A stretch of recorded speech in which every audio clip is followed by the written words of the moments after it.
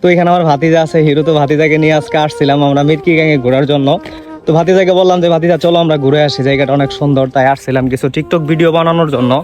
তো যারা আমার ভিডিওগুলো পছন্দ করেন এবং প্রতিনিয়ত আমার ভিডিওগুলো দেখেন, তাদের কাছে আমি এতটুকুই অনুরোধ করবো যে আমার ভিডিওগুলো দেখবেন, কারণ আমি অনেক কষ্ট করে ভিডিও মেকিং করি। আর আপনারা জানেন যে একজন কন্টেন্ট ক্রিয়েটরের কতটুকু কষ্ট হয় ভিডিও মেকিং করতে।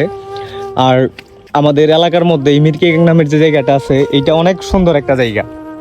তো প্রায় মাঝে মধ্যে আমরা এই জায়গায় আসি। তো যারা বৃষ্টির মধ্যে আসবেন এই জায়গায় কোনো সময় ঘুরতে টুরতে, তো দেখতেই পারতেছেন যে রাস্তার অবস্থা খুবই খারাপ, যেহেতু আমরা গ্রাম অঞ্চলের মানুষ।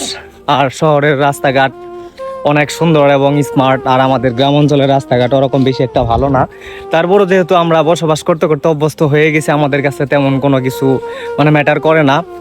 তো যারা এই জায়গাটায় ঘুরতে আসতে চান অবশ্যই আসতে পারবেন। আর জায়গাটায় যদি একবার আসেন আপনার মন ছুঁয়ে যাবে বা ভালো লাগার মতো।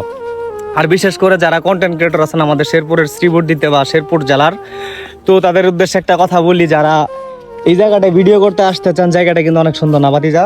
অনেক সুন্দর, অনেক সুন্দর জায়গাটা, আপনারা দেখলেই বুঝতে পারতেছেন। এই জায়গাটার নাম হচ্ছে মিরকি গ্যাং।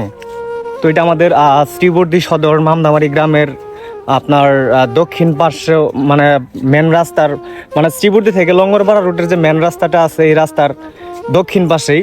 তো আপনারা আসতে পারবেন, এখানে প্রজেক্ট আছে প্লাস গাছপালা আছে, সব দিক থেকে মানে অসাধারণ একটা জায়গা, ভালো লাগার মতো।